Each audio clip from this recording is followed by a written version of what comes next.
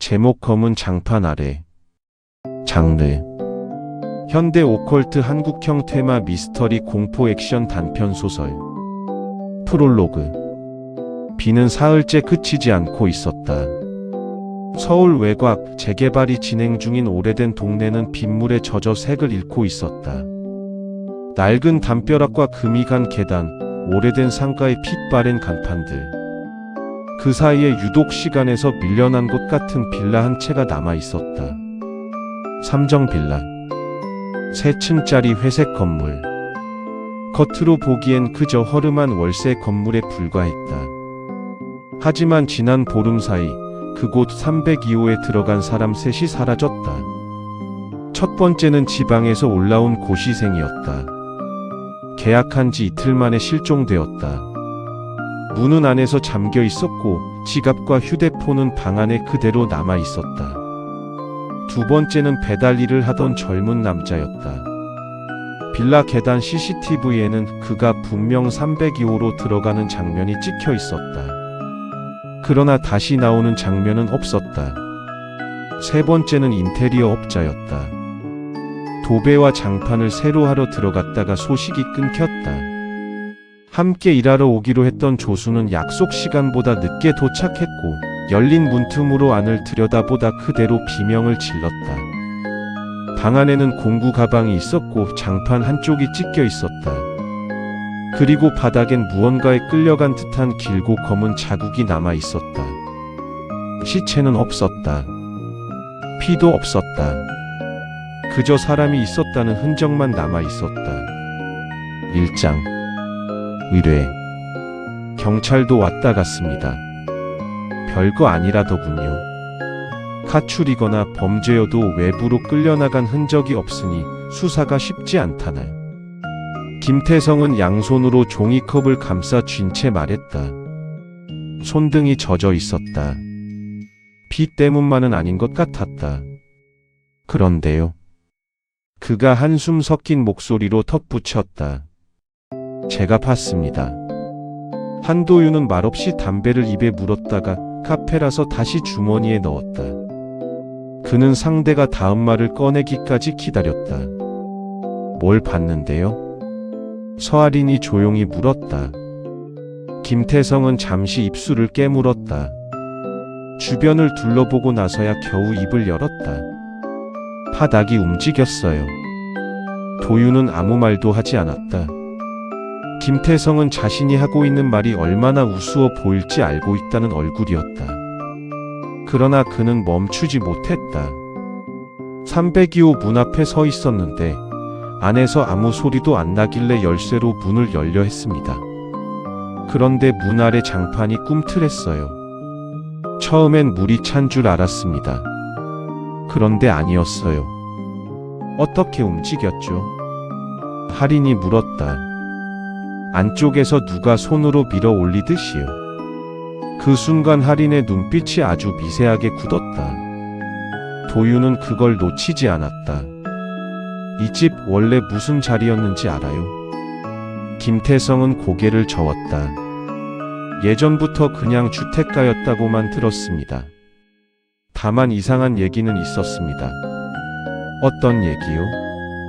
예전에 그 자리에 무당집이 있었다는 말이요. 아주 오래전 이야기입니다. 굿판 버리다 사람 잡아먹는 신을 불렀다는 둥, 다 뜬 소문인 줄 알았죠. 이런 시대에 누가 그런 걸 믿습니까? 도윤은 낮게 웃었다. 믿는다고 없어지는 건 아니죠. 카페 밖으로 시선을 돌린 할인이 말했다. 저희 지금 가야 해요. 왜? 기다리고 있어요. 도윤은 더 묻지 않았다.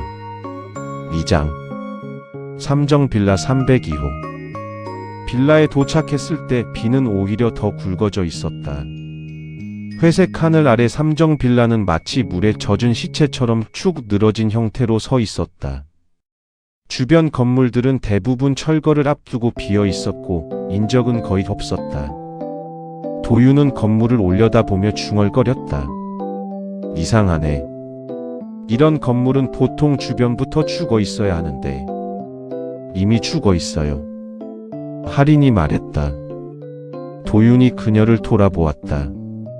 하리는 3층 창문을 올려다보고 있었다. 302호 창문.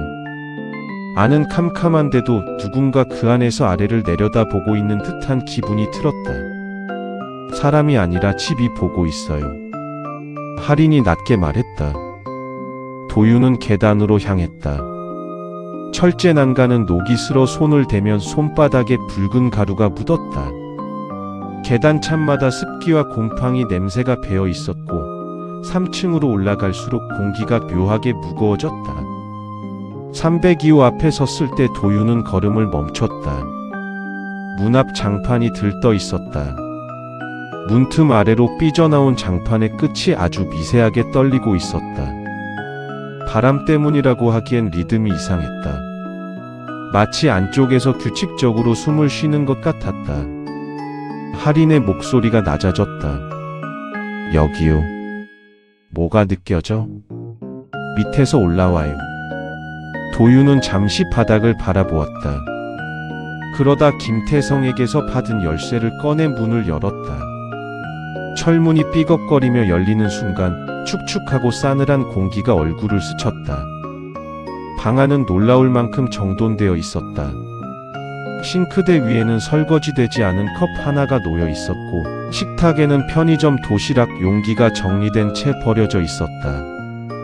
벽에 기대 놓인 선풍기, 열리지 않은 택배 상자, 바닥 구석에 벗어놓은 슬리퍼. 사람이 갑자기 사라졌다는 사실만 빼면 너무도 평범한 생활 공간이었다. 도윤은 식탁 위 컵을 집어들었다. 그리고 표정이 굳었다. 따뜻해. 하린이 컵을 만져보고 숨을 삼켰다. 말도 안 돼요. 마지막 실종이 이틀 전인데. 도윤은 컵을 내려놓고 방 안을 천천히 둘러보았다. 공간 전체에 미세한 이질감이 배어 있었다. 정리된 생활의 흔적 속에 사람이 살고 있다는 생동감만 텅 비어 있었다. 마치 누군가 사람의 생활을 흉내내며 그대로 보존해 둔 것처럼. 그때였다. 지. 아주 낮고 느린 소리가 방바닥 어딘가에서 흘러나왔다. 둘의 시선이 동시에 바닥으로 떨어졌다. 거실 한복판. 검은색 장판. 그 표면이 아주 천천히, 아주 얕게 올라왔다가 내려갔다. 마치 숨 쉬듯이.